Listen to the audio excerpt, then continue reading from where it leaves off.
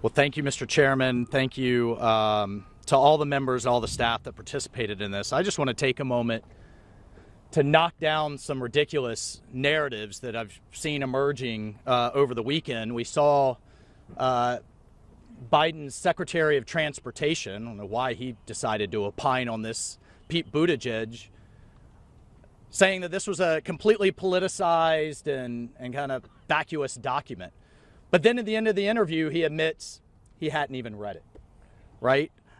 We're hearing, unfortunately, from the Democrats, including Ranking Member Meeks of this committee, that this is a political document, that the timing is all political. You know what was political? The fact that the Democrats were in charge of the House of Representatives all of 2021 as this happened, all of 2022, not an investigation, not a single interview, not a transcribed sit down, not even a round table, one hearing. One hearing, then to be forgotten about it. Because the reality is they want this swept under the rug.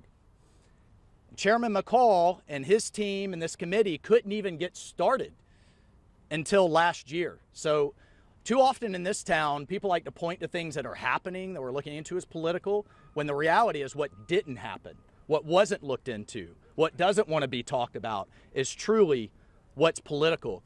And sweeping this under the rug and pretending like it never happened, like their lives didn't matter, like the 20 years that we invested of time and treasure and heartache into keeping this country safe by fighting that war over there rather than here on the homeland didn't matter.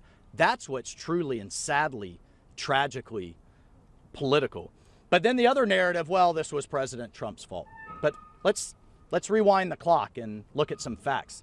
Every president since 9/11 negotiated with the Taliban in some form or the other. President Bush tried to negotiate with the Taliban. President Obama tried to negotiate with the Taliban. Heck, the Bo Bergdahl, and that trade was a confidence building measure in negotiations with the Taliban. And we saw how well that went. So yes, President Trump entered a deal, but it was a conditional deal. And when his team came to him and said the Taliban had not lived up to 6 of the 7 conditions, they were not negotiating in good faith with the Afghan government. They were not reducing violence around the country. They had not broken ties with al-Qaeda. And I can go down the list. President Trump said, fine, deal's off. Bagram stays, our special operators stay, our intelligence operatives stay, the embassy stays, NATO stays. And when he left office, all of that was in place. The other, just fairy tale that we're supposed to be led to believe is that, well, the Biden administration was stuck with this deal.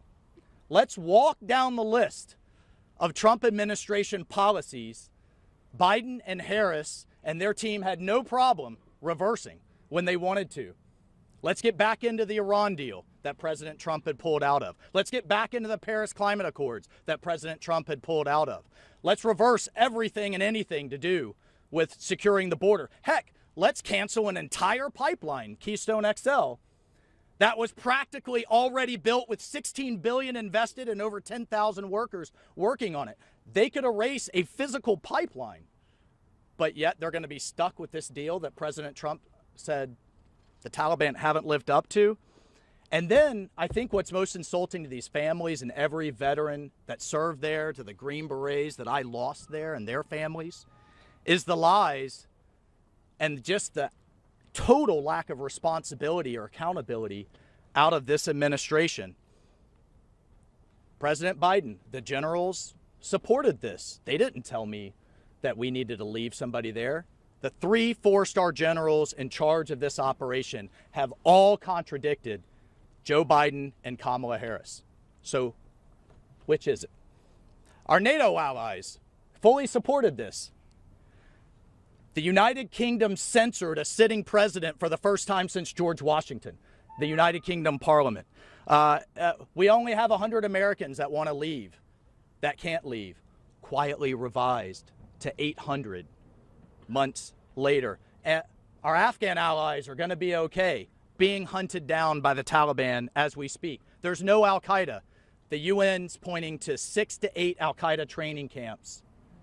ISIS is back, al-Qaeda's back, and their current commander for the Middle East, ISIS is capable of hitting the homeland within 6 months. Lie after lie after lie. So on top of the no transparency, by the way, if this is an outstanding success, why did he have to issue subpoenas? Just give the documents for an outstanding, successful operation.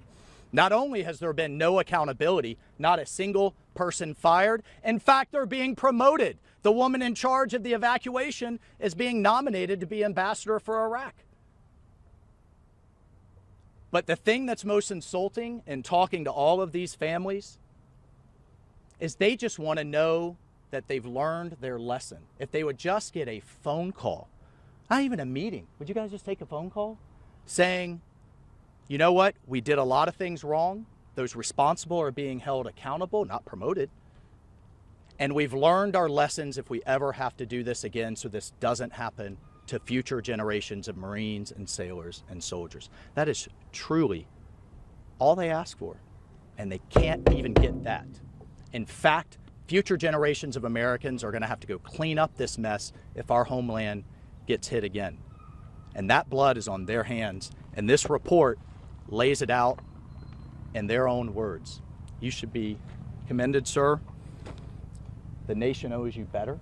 The nation knows those future service members better. And I'll tell you what, as long as I'm in this office, I don't care what boards they go sit on or where they go, we will hold them accountable. I hope their conscience holds them accountable. I hope they never get another night's rest for what they've done. Thank you, Mr. Chairman.